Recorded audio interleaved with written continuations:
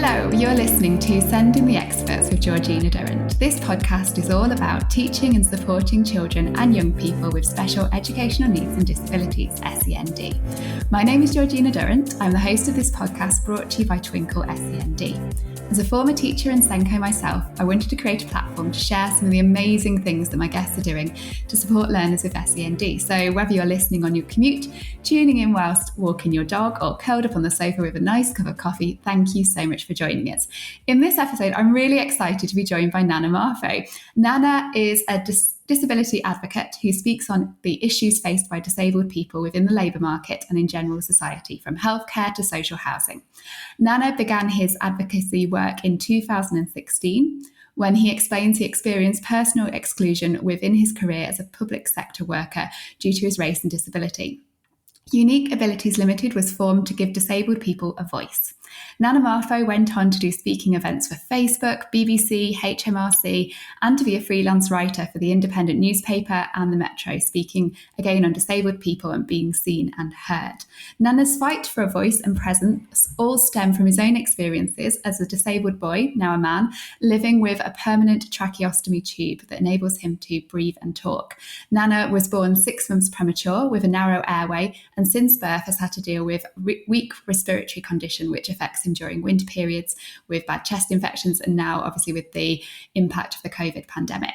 In Nana's ideal world, he says he would want to see disabled people treated fairly, heard and seen within the wider community, as he sees everyone, regardless of race, gender or disability, as capable of being successful and living a happy life. Wow, such an inspirational bio there. It's so lovely to meet you. How are you? I'm good, thank you. Good. So let's start right at the beginning, if that's okay. I love to hear the story behind things. Yep. Can you tell us your story? So you were born 6 months premature with a narrow airway. Was the narrow airway due to being premature? And tell me how it all started. I think it was because I was born. When I was born, they realized that I couldn't breathe properly. Gosh. So straight from birth, straight to surgery, straight to Wow. in my neck. Well, I don't know what that was called, whether it's called a trachea, but Yeah. something to stabilize me breathing. And because I was so tiny, I was 26 weeks. Oh my goodness. I had to be in an incubator for at least about 2.5 years. Oh my goodness. That must have been really, really tough for your family. Yeah, especially my mum, like leave the Gosh. hospital and the baby ain't coming with you. You've got to be there. She spent most of her time in the hospital. Yeah. A couple of my aunties, when I grew up, were like, "Oh, we had to drag her out. She really didn't want to leave your side." Yeah. Oh Yeah, gosh. it was a lot. I can imagine. I'm a mum myself, and the thought of leaving my child at a hospital, it just, it does break your heart. It sounds like it must have been really, really difficult. Yeah. So can you explain, because I won't presume that everyone knows what a tracheostomy is. What is it, and why do people have them? So a tracheostomy is basically a narrow tube within the trachea area. Mm-hmm. And that enables, if you see my little logo, you can see my trachea in my neck. Yeah. And basically what it does is it enables a person who can't breathe effectively as yourself through your nose and through your normal lung way. Yeah. It enables us to have the flexibility of being able to breathe. But for some people, it enables them to be able to talk and breathe, and gives them the flexibility of doing that.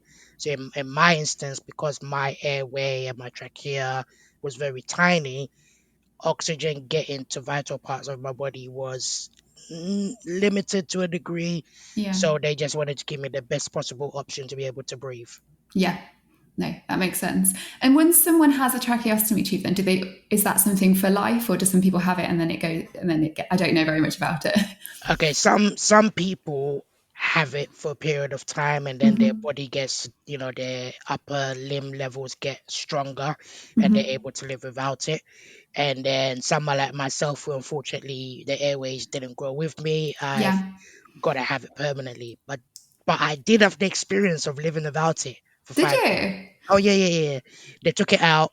They wanted to see, at the time I was about 9. They wanted to see if the airway itself or the structure within my upper limb area would be strong enough as I'm growing.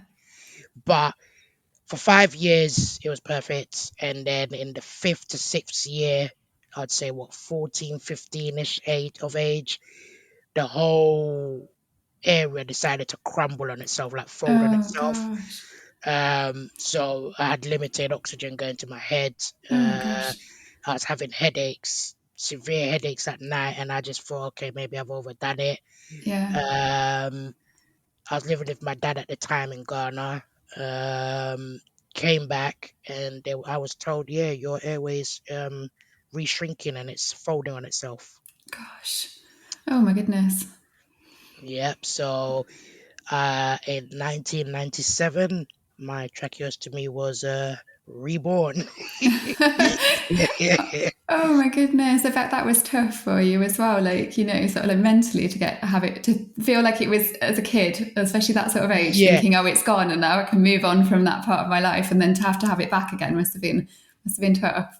Yeah, you can imagine at that age, getting to be wanting to be the cool kid, Yeah. wanting to embrace my presence, get to know girls. All that, yeah, that just went out the window because I had Oh, to, you know, I've been breathing through my nose for so long that now I'd had to readjust and learn how to breathe through a tube, and that was difficult in itself. right. Yeah. No, that makes sense. I hadn't thought of that. And presumably there's a lot of care that goes with having a tracheostomy as well, like keeping it clean from blockages and stuff like that. Do you have to do anything in particular to sort of keep it from getting blocked, or what's So the I, care? So as a child, my mum used to change my tube, sterilize the wound, make sure that there's no, secretions or anything that's Yeah. preventing the wound from getting infected.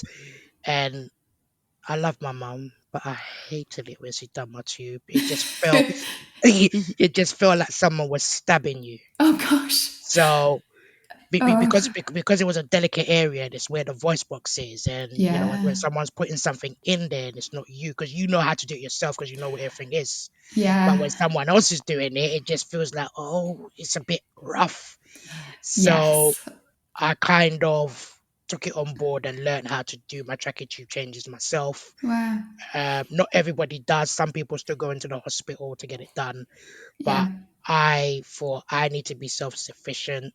Yeah. I want to be able to do it for myself, so I learned how to do it, and I've been doing it ever since I was 18 till Wow. now. Yeah. Yeah. And so how often do you have to change it? Is it like a regular recurrence then? So at the moment, I've got a chest infection which I've been battling for a little while. Oh, So I have to change it very often. yeah. I got to change it twice a week, Yeah. depending on what. That's my cat in the background.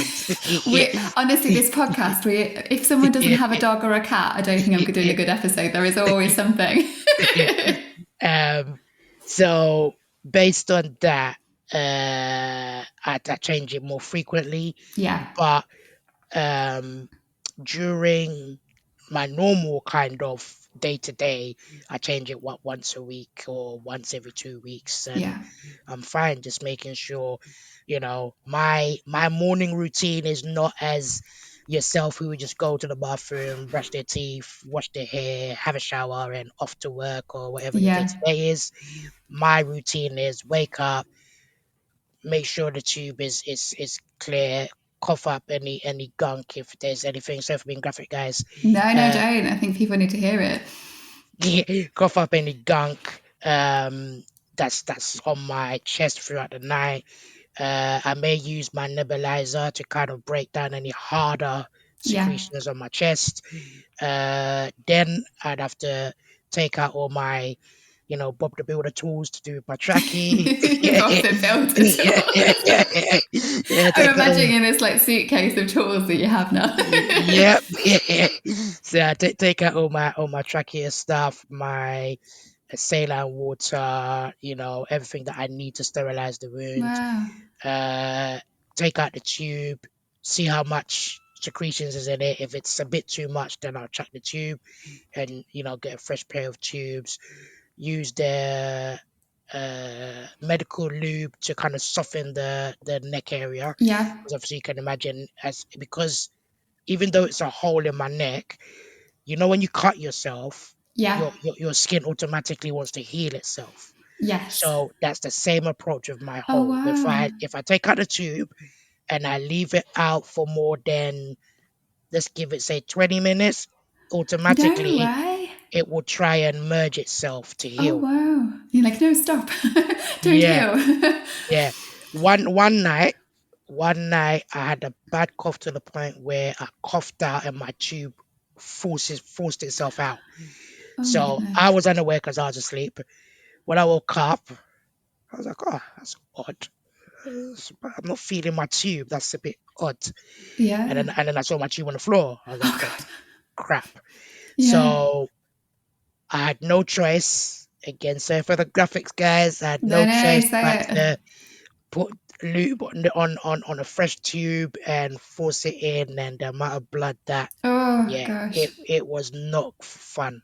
Yeah. So yeah, That's a lot of work with it. it's yeah, it's a technical job, but someone's got to do Yeah. Sounds like you're practically trained as a doctor now through doing it yourself. Gosh, and your it. mum, it must have been tough for your mum having to do that. Obviously, she would because parents do, and you love your children and you've got to do it. But it must be Yeah, tough because the neck area is so delicate, and you know what yeah, I mean. It must have been hard the first few times she was doing it. It must be a worry. yeah. I could tell she was squeamish. I could tell because she was doing this. Like, oh, you okay? Oh, have I hurt you? Oh. Oh, bless.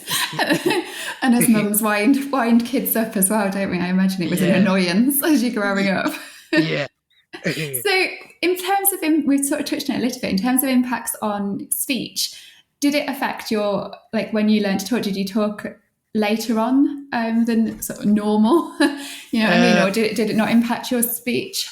it in the beginning stages when I first had it when I was growing up as a kid, yes, it Yeah. impacted my voice. My voice was a bit more shallow than it is. Right. And I'm not saying my voice has really projected any higher, but Yeah. it was very shallow. So I had a lot of speech therapy in Oh, and did out of, you? yep, in and out of speech therapy for about, can I say, a year, 18 months plus. Just going in and out, making sure, my voice cords weren't affected. Yeah. I was having some type of voice training to make Yeah. sure there was some kind of vibration coming from the voice box. And I think when it got reborn in 97, I had to go through the whole drama again of going through Oh, speech therapy and making sure my voice box, because apparently when they went down, my voice box was, because everything was, kind of squashed together. yeah. My voice box was so close that when they done the surgery, they were scared that they'd actually cut Oh, my voice no. box. Oh, gosh. Yeah. But thankfully they hadn't, which is a relief. Hey, I'm here now, Mr. Unique Voice. Yeah. Brilliant. So your experience of speech therapy when you were a kid, how was that? Did you? Because it's really interesting to hear people's actual, lived experience of speech therapy because we talk about it a lot from the perspective of a speech therapist. But Yeah. what's it like as a child going through speech therapy? And importantly, what was the difference? Because I imagine when you had to start the speech therapy again when you were older, was that tougher than just doing it when you were a kid and it just felt like what you normally did? Right. So as a kid, I loved doing it. Did you? It just felt like an appointment. Yeah. The doctor puts a little camera down there, checks a few things out, tells me to do tells me to do some noises. Oh Nana, oh Nana, here's a sweet. I was like, okay, It sounds cool. ace. I was like, that's cool.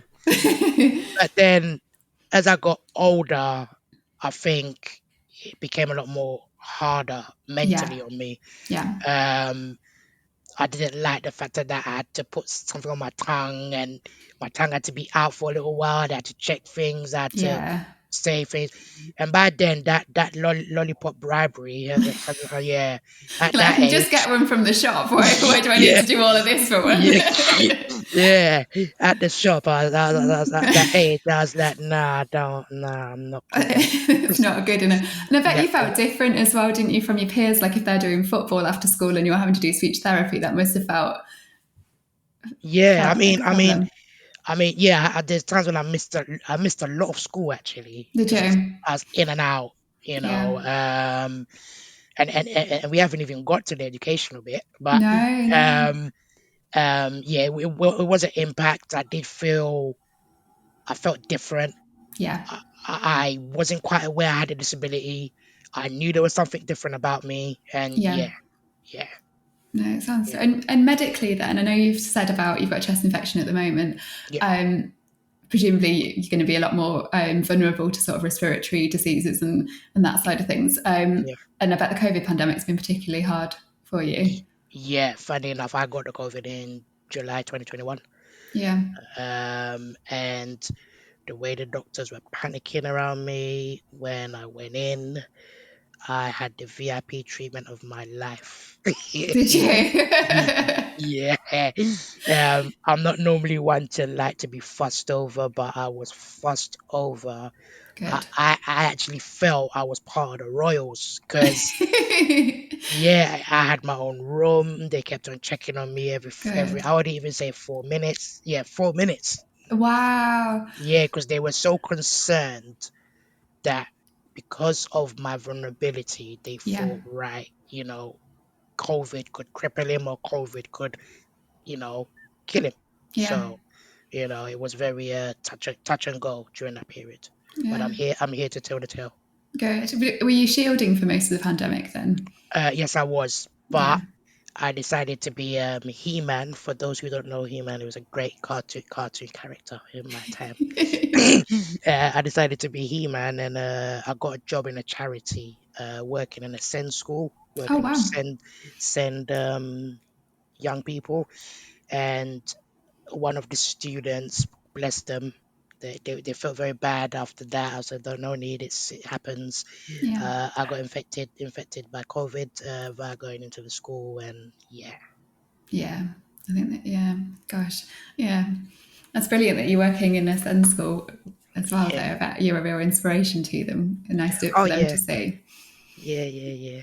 Oh, that's brilliant. So, talking about school, then, in general, what was school like for you? Did you go to mainstream primary school, or did you go to Okay. a special school? What happened? This is all it This is where it unravels. Yeah, This is the good bit. This is yeah, the story we need to hear. yeah. Right. So when I was born, and after the 2 year period, I went to a normal nursery. Apparently, my mum was saying, Yeah, I got into a nursery.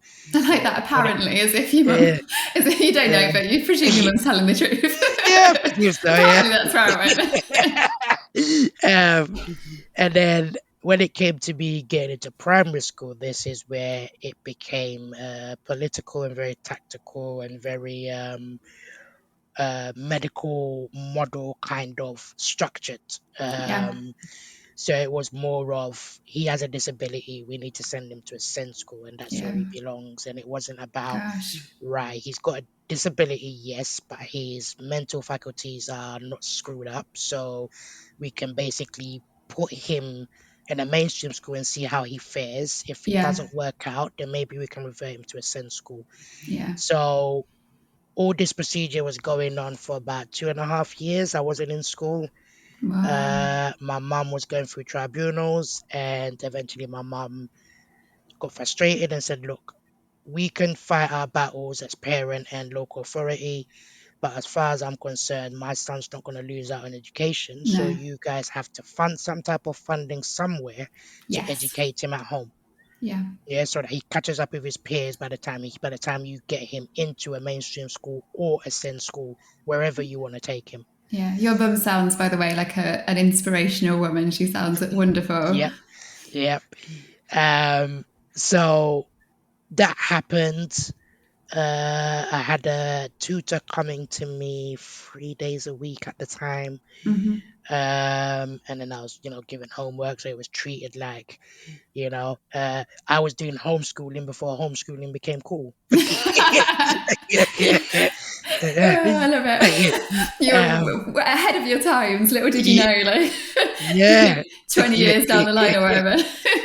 yeah, yeah. Um, so that was happening for a long period of time, and I think then again, my mum was like, "Listen, he needs to mix with different people. We can't just keep him Yeah. home. He can't just be seeing mum and dad, and that's it. He needs to develop his social skills." Yeah. So they were like, "Right, okay, well, we've decided he's gonna go to a SEND school." My mum was like, "I don't think that's a good idea because he's very hyperactive, and no disrespect to the people that go to the Sen school. I don't think my son's in the right place. Yeah. And they were like, no, Mr. Mrs. Marfo, he's got a disability and he needs to be in the Sen school. My mum was like, all right, I'm gonna give you to him, and you're gonna come back and tell me you made the wrong choice. So uh, I went to the Sen school for about 2 weeks, oh wow. And then and your mum was right. in my third week, apparently, I was the most aggressive Oh child gosh. that they'd come across, and all the children there had severe cerebral palsy and severe learning disabilities, Yeah. and I was a child where it's like I'd eaten sugar for a month. So I was bouncing off the walls. And apparently, I don't remember doing this as a child, but apparently there was one kid I was infatuated with, and I grabbed him from his wheelchair, put him on the floor, Oh and I was gosh. dragging him. So they were like, right, nope, okay, Mrs. Marfo, you're right. He's not meant to be here. We'll put him in the mainstream school, and we will try and see if we can get, at the time it was called a statement, Yeah, it was, wasn't it? in place to, Yeah. manage his needs. So it took about a month or 2 months for me to for a school to actually take me on. There's a school in East London called Cyborn. Lovely school, my first ever school that gave me a chance. Brilliant. Um, and I was there till year six. It was a great experience. I Good. think at the time I still didn't know I was disabled. Every winter, because we used to have bad winters in the 90s. We did indeed. I remember it well. Yeah, fit. I was told I couldn't play out with my friends, so I'd had to come inside into the warmth and Yeah. watch my friends run around and with their Oh gosh. snotty noses, playing tag, and I was just sitting down, just watching them through the window. Oh, So one day my teacher came to get me outside, and I kicked her because you're I thought, frustrated. Yeah. yeah, I thought, why am I being taken in? And apparently, when they called my parents in, they were like, "Oh, we told them to do this because it's to keep you safe in terms of your barrier." Yeah. Um, at the time, I still didn't know what they were on about, you know. Yeah. And they were like, "Right, you've got a breathing condition." They didn't even call it a disability. They said, "Oh, you got a breathing condition, and you've got a tube in your neck, and that's why we've Yeah. asked teachers to put you indoors during the winter. Summertime, you're fine. Wintertime, you can't because it will affect your airways." Yeah. And I was like, "Oh, okay. Thanks for telling me. That's just, I think that it would have helped if I knew earlier." No idea why you're inside and the others are out. That Yeah, must have been really tough. yeah, yeah. My learning needs. I think in the beginning I was a bit slow at catching up with stuff in terms of Mm-hmm. my maths, my English, and even paying attention in Yeah. class. I was a bit of a disruptive one. So again, my support worker did help. Yeah. I had a lot of one-to-one sessions, and they would come into the class and sit beside me um, whilst the lessons were going on, and they would take notes for me and Yeah. assist me that way. So I had that up until primary school. Then my dad had this miraculous idea that, right, you're growing, your airways is going to grow with you. Let's go to Africa. So at the age of 10, my tube got taken out. I went to live with my dad in Ghana for 5 years. And that was a lovely, you would have thought that was the nice honeymoon to a traumatic time. Yeah. But as I said before previously, everything at the age of 14, everything just Yeah. downplayed itself. But even when I was out there, you could tell my breathing was different because Yeah. obviously I'm adjusting to not having a trachea, Yeah. learning how Yeah. to breathe through the nose. And even, at the time, people out there, bless them, ignorance. They were like, oh, you've got asthma, just take your time, sit down, you don't need to do much, don't overexert yourself, you really, really, really just take a seat, So I was hearing all these kind of, flyby comments. Yeah. And at the time back home, disability wasn't really a thing, or it wasn't really something that people in Ghana actually knew about, no, Yeah. no, not downplaying that, they could have known better. But at that time, Yeah. I think everywhere disability wasn't really a thing, No, I don't think it was. I think you're right. So coming back, fast forward, uh going to have the trachea back put back in, and then the fire happened again with education. Oh gosh. Yep.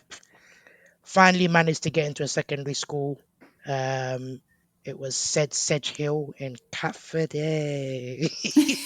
I love this. It's like shout outs to these schools. Little wave. they, yeah, they opened their doors to me Good. because one of my friends who we shared a ward in Great Ormond Street, she was already at the school. Oh, cool. So it was a very easy transition because she had a Perfect. trachea. Did So she? Wow, that yeah, must have been a huge help for you. Wow, that's yeah, yeah, brilliant. yeah. She had a trachea. She was already in there, so they knew what they were getting. They Yeah, knew what they were getting themselves into. yeah, all the groundwork presumably had been done and the training, Yeah, and yeah, oh, that must have yeah, been a real relief for you and your family. yeah, yeah, yeah. And I think my mum was excited too to know she's there, so I'm not alone. And you know, Absolutely, yeah, because your mum must have had to do a lot of like trailblazing, being the first ones, like at the primary school, telling them what to yeah, do and all of that. It must have been exhausting for her. So yeah, I yeah, imagine then there was a bit of a sigh of relief that someone had done a bit of the work for her and she didn't need to do it all. yeah, yeah, yeah. So yeah, my secondary school years was good. Good. Can't really complain about that. Yeah. Yeah, and so were your friends like at primary school and at secondary? How inclusive were they? Were they kind to you? Kids will be kids. Yeah, I think they were pre-warned before I got to the school, because good. the only reason why I know that is because one of them wanted to be a bully or do something, and they were like, "Oh, we can't do nothing to you because we were all sat down in a assembly and told you were coming, and we can't do nothing to you. We have to treat you different." And I was like, "Oh, Oh. okay, that's nice. That's nice to know." Yeah, it's a strange one, really, isn't it? Like, obviously, it's pleased that you're going to be exempt from bullying from the bully, but Yeah. yeah, the idea of an assembly about you must have been a bit like, oh, Yeah, yeah. When they said that, I was like, "Wow, okay." I was never told this, but wow, all right. yeah. And so, what advice would you? Because there'll be teachers listening, some probably with children with a tracheostomy tube at the Yep. moment. What advice would you give to teachers to make sure that the children they teach who are disabled or have a long-term medical condition are able to like learn and enjoy school? What advice would you give them? I think the advice I'd give them is to be empathetic, is Yeah, to be very understanding. You know, children. Well, I was once a child. Children like myself, and from what I've experienced working as a youth worker with SEND children, is we're very our minds are very wide and diverse, and we think of a lot of things at once. And you may think we're having a tantrum, but we're not. Our minds is just racing 165 miles per hour. So it's all about just grasping what you can from the young person, coming to the level of that young person yeah, and really understanding what it is they're trying to say or trying to do, and treat them as individuals yeah, and their disability secondary. Never be like, "Oh, what's wrong? Oh, you okay? Oh, don't, oh, you're right." No, don't smother, because yeah. we It's get enough. patronising. Yeah, we get enough of that from society, and enough of Yeah, that from extended family or the home. And the last thing we want to do when we come to a place where we feel kind of liberated yeah, is a school where a teacher is making you feel like you're a statistic and it's a medical model approach. Yeah. I don't really want that. I want the social model. I want to be included. I want to be spoken to as, yes, I'm Nana and I'm not Nana living with a trachea. Yeah. And, just include me in everything and anything. And Yeah. if I choose not to participate, I've taken that bold decision myself not to participate. Yeah, not the teacher for taking it for you. Yeah, Yeah. I think that's really, really important. Is there any? Did you have any teachers in particular that sort of stick in your head that we don't have to name them and give them a shout out, but you can? But were there any that sort of their approach stuck in your head that was really good, or likewise not so good? Yeah. I had my English teacher, Miss Carr. Yay. I'm sure. Yeah. She was brilliant. Yeah, She made me feel included. She did not um exclude me or treat me any different from the good. class. Um Even though my literacy skills were not as great as some people, she made me feel I could do it regardless. Brilliant. Um, she really took time out, when majority of the class was gone. She'd take time out to look at stuff for me, go over stuff, give me Yeah, pointers. So she had time. She had yeah, time and empathy and understanding, and she never looked at me as a person with a disability. She just looked at yeah. me as a regular student. Brilliant, which is exactly Um, what you wanted. oh yeah. Yeah, And I think my negative years is my primary school years when teachers didn't really understand disability. yeah, So I think at that moment in time, it was quite difficult to be an individual. It was more about we need to usher him to a room. He needs to be monitored. He needs to be taken care of. And yeah, I didn't have yeah. quite a good time educational wise in primary school. Do you think education for disabled children has improved from the 90s? I was a kid of the 90s as well, like going to school in the 90s, and I think there's been a lot of changes. But from your perspective, do you think things have improved? Um, Sad to say, yes, we've got a lot more legislations in place. Mm-hmm. Yes, we're a bit more commercial than we were back in the 90s, but that's where it stops. I Really? think, yeah, because I got an email from a mother who lives in Yorkshire, Mm-hmm. and her son, it was like I was reading my own story. Oh And this gosh. was in 2012. It was like I was Wow. reading my own story. Yeah. He'd been taken out of school.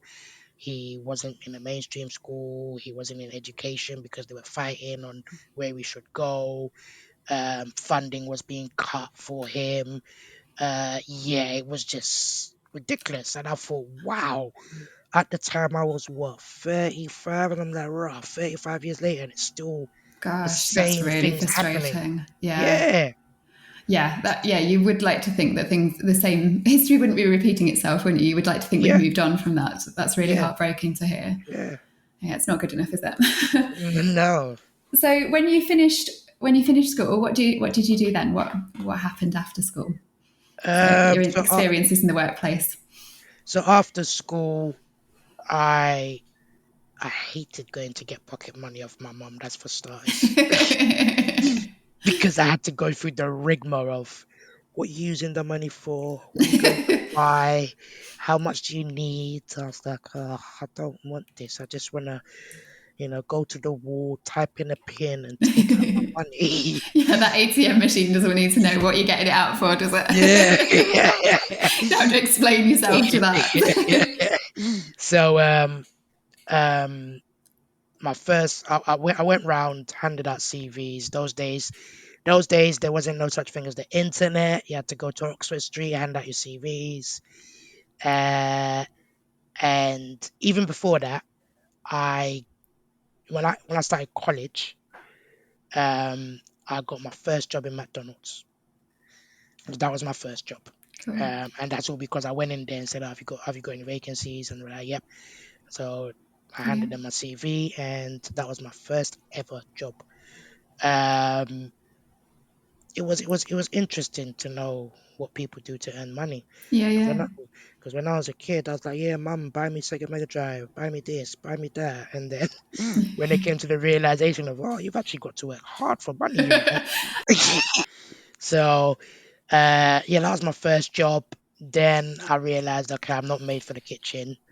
I thought, nah, cooking ain't my thing. Um, I ended up getting a job at Phones for You, Yeah, Phones I remember for the You. adverts. um, I worked there for about 3 years. I learned a lot from the John Claude group. I learned a lot from them. I Yeah. learned my social skills. I learned how to talk to people. I learned how to be a salesman. It gave me a bit more confidence in going out in society and um, just talking to anyone. Yeah. And I think that crucial skill they gave me enables me now to I mean look how I communicated with you. Like Yeah. I'm not Yeah. scared to network and just talk to people. So Yeah. yeah, I thank that role for doing that.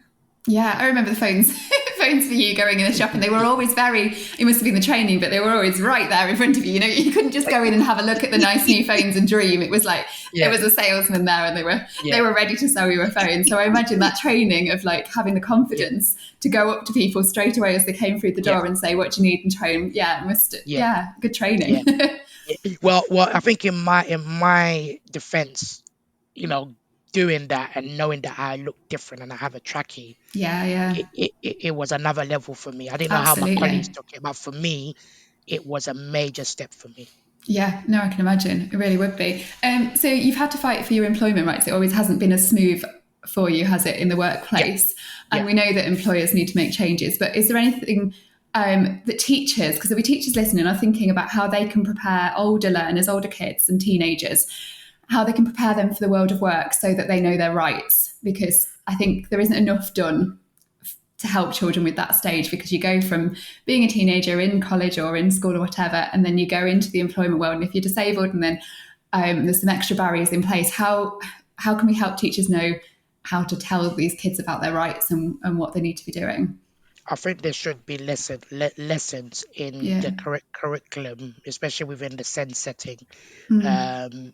Telling them, being brutally honest with children with Yeah. disabilities that yes, you are going to have obstacles. It's not going to be plain sailing.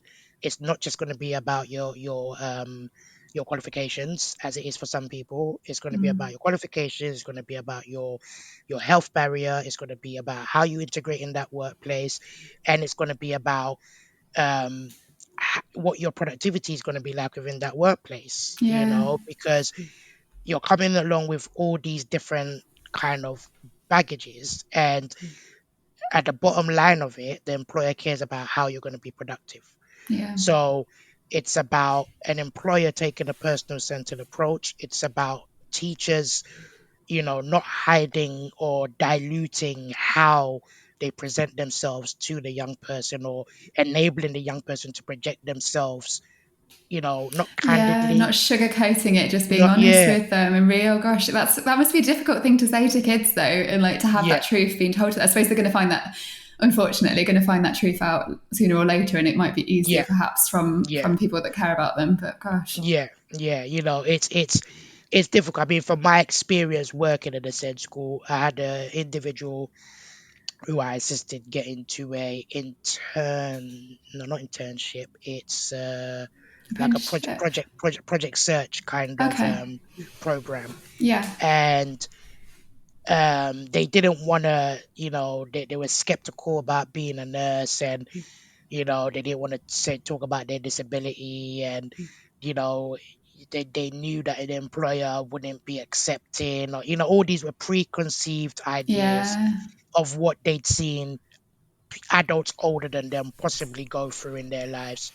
Um so dealing with that individual, I made them aware that it's good to be upfront and to the point with people. Yeah. It may be difficult, but it's part of your life, it's part of your story, and it makes you who you are. Yeah. So it's best the employer knows who you are from the cuff, rather than halfway through you're like, oh, I've got this wrong, I've got that wrong. Employers are not candid, or Yeah. don't take they tend to put us in a box when we say where we've got stuff wrong with us. Oh, he's trying to Skype, or she's trying to Skype off work, or Yeah. he's trying to manipulate the system. There's nothing wrong with him. But employers need to understand, you're not us, you're not in our bodies, Yeah. you don't understand how we feel. I could go to sleep perfectly all right today, and then tomorrow I could wake up and I've got a bad chest infection, which, Yeah. you know, I deal with most of my life. Yeah. Um, so it's about giving the umph to the young person to say, you know what, talk with your chest held high.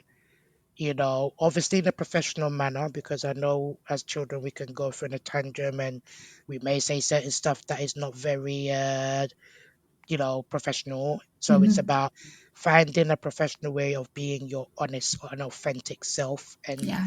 expressing how your disability makes you feel on a day to day, how you feel if they adapt the role to suit your personal centered approach, Yeah. how you can be productive Yeah. within your framework. Not what they want, but what you can Mm. do for them, and then Yes. they can meet you halfway and adapt the role to suit you. That's brilliant. A really, really good way of explaining it. And so your non-profit organisation is Unique Abilities. Can you tell us what the aim of that is and what inspired you to launch it? So, unique, as everyone's different. Yeah. When you look at my logo, it's got different shapes and sizes. So, disability comes in all forms, all genders, or different, fluids, and you name it. Yeah. So, unique abilities is we've all got a talent. We're all living life, right? We're all Yeah. born, we all go to school, or college, whatever. We all have a path in life, and, it's kind of uniform.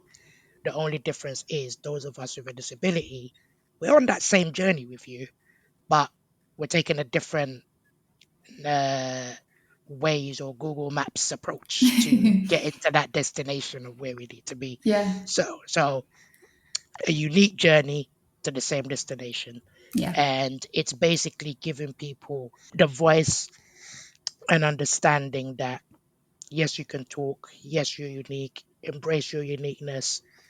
There's obstacles out there that are going to prevent you, a lot of red tape out there, but you can have the platform to have your voice heard. You can have the platform to be able to express yourself freely without judgment, without being put in a pigeon box, without feeling that if you talk about your indifference, you're going to be smirked at, laughed at, judged, made to feel little, made to feel inferior. No, unique abilities is about expressing yourself freely, opening up to the world of who you are, and just knowing your rights. I think Yeah. I'm really keen on people knowing their employment rights, because when Yeah. you look at the employment rate of disabled people to able-bodied people is 53.6%, and you've got 80% to 90% of able-bodied people going Wow. into work. So the scales Yeah. is a bit Yeah. It's not right. unbalanced. Yeah. Yeah. Needs sorting. And you're the man to sort it, it seems. Yeah. And you're clearly an inspiration to many people, and I imagine lots of young people as well would be really inspired by your journey and what you're doing. Yeah. Who inspires you? Can I ask? Is there somebody that's because often when we're people who are inspirational themselves, they've had somebody that's made them that way. Do you know what I mean? Is there anyone? Is there anyone that's got you back? Who's their inspiration? My mum. I knew you were going to say your mum. Brilliant. Yeah, my mum. Because I'll just share a little bit of her story. For a woman that came from Africa, who unfortunately, because her parents didn't have the means and the ways to take her to put her into school, Yeah. and for her to come here, and the 80s was a different world. England was different in the 80s. Yeah. So for her to come here to a big wide world where most of the time the weather was dull and grey and cold and you name it, and to come and fight for her first child with a disability, Yeah. and go to tribunals, and her English wasn't perfect, and to be able to stand up to judges, and stand up to departments that were trying to, can I use the word deface? No, that's not really a term. Trying to marginalize me Yeah. to a I degree, discriminate. discriminate, and for her to stick up for me all those years. And when I grew up and I was self-aware, I was thinking, oh, this woman is bonkers. Everywhere we go, she's fighting. Why is she fighting? I just want to go quietly. But then when I grew up and I had to face the tribulations myself. I understood perfectly why she was going Yeah. on like a bouncing kangaroo. I understood I understood everything then, and I was like, right, okay, cool, I understand now. And Yeah. yeah, I thank her for being my mum. Oh, she sounds an absolutely amazing woman. She really does. And it's Yeah, so frustrating that people had to, well, still do have to fight for the rights of people with disabilities and special educational needs. It's very yeah, disappointing and frustrating. yeah. So, what are your hopes for the future for like disabled people? Do you think, what do you hope in, I don't know, well, hopefully now, but like in a few years' time, if there was a child with a tracheostomy in school, what are you hoping for them in the future? I How do you want think it to what be I'm different? I think what I'm hoping for is that a tracheostomy is seen as a barrier. Yes, give all the support you can. Uh, don't pigeonhole a person with a disability Yeah. with tracheostomy. Don't assume because they've got a tracheostomy their voices can't be heard and they can't be seen. Yeah. Don't have a conversation and not involve them in that conversation. I've noticed that over the years, legislations have changed and allowed to ask the person what they want rather Yeah. than what they want to provide for them. So Mm-hmm. that's a bonus. In my years, I was just put in a room with people and people talking to my mom, and I felt Oh gosh. I felt why am I here? Yeah, yeah. Just listening to all the things about you, but not being able Yeah, to voice your opinion. Gosh. yeah. So I think it's more of just understanding and especially as a business, if you're going to take someone on with a tracheostomy, just know that life isn't going to be plain sailing. Not a lot of the tasks or the job spec demands that person will be able to do. They may be able to do what 75% of the role. Does that make them incompetent? No, No. because I've come across employers who may deem someone with a disability because they can't do 25% of a role. They start to call them incompetent and they start to Oh god. use it against them in their annual appraisal. And oh, sorry, you couldn't get this year's appraisal because you've been ill or it's due to your sickness, and crazy. Yeah, it's So not I on, is think it? so I think what I would tell teachers is, one, make allowances for people with disability. I'm not saying treat them overly different. Yes, Yeah. they have to understand that there's consequences in life and there's stages in life that you go through that are a bit crap. But at the same time, work with that individual. If they're ill and they can't come in, let them work from home, give them homework at home, let Yeah. them do stuff at home. If you've got an assembly going on, now we've got the magical Teams, we've got the magical Zoom. Yeah. Involve them in the assembly that way. Yeah, that's such a good idea. Yeah. And sort of, yeah, not just because we've had this technology and it's worked, it'd be such a shame if we stopped using it because I Yeah, imagine it's been a lot more accessible in some ways for some yeah, children who are just, who are disabilities. So yeah, yeah, yeah, utilizing that and involving children that are having to be at home for periods of time would be yeah, really helpful. Yeah. yeah. So, looking at those avenues and just making the child feel included and not excluded. And, Yeah. same applies to college. College, university, the support kind of drifts off. And I Okay. think university and college institutions need to really not let it drift off. It can be Mm-hmm. a softer approach and guided by the individual because they're adults at the time. Yes. But that support, that same yellow of kind of support from primary school to secondary school, it needs to continue up until Mm-hmm. that individual says, you know what, I'm sick of you guys now. I can walk around, or I can do what I need to do myself. Yes. So that I noticed that crack or that kind of Right. Yeah. dislocation when I got to college. Yeah. Everything just stopped. Gosh. Yeah, It's that's not until right. I started to tell the college that I've got this wrong. I need support here. And then when I got to uni, it's like I was talking Chinese. Yeah. They were like, disability, what you on about? Like, I've got disability. I'm a student. I need support. I need somewhere to live. I need reasonable adjustments. And it was all new things to them at the time. Mm-hmm. I think slowly but surely they're doing it. I went and done a speech at Reading University a couple of years ago, and I can see they've got like a little committee happening, and it's slowly but surely happening. So I think there's teachers from all spectrums of education just need to be aware that that chain, Yeah. just because I'm growing as an adult, my disability doesn't fade away and it doesn't poof disappear.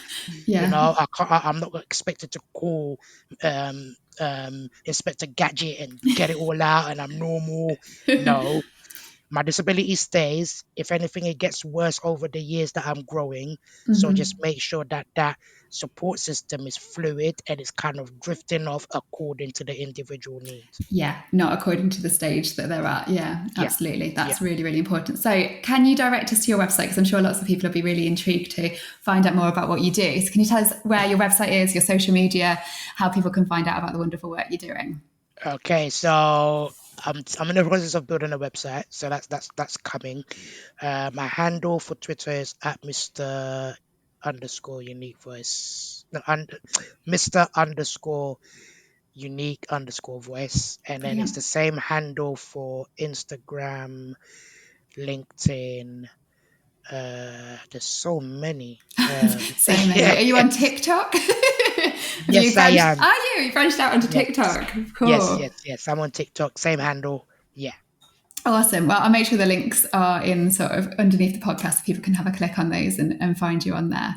Cool. Thank you so much for joining us. You've been an absolute brilliant guest. Really, really interesting. Thank you for having me. I really enjoyed recording that episode with Nana Marfo. Do make sure you check out the links that I'll be sharing to his social media, as well as some resources from Twinkle that are relevant to this episode. So have a look. If you're teaching children with medical needs in particular, these might be really useful. So do check out the resources shared on there. Thanks again for listening to Send in the Experts with me, Georgina Durrant. Catch you next time.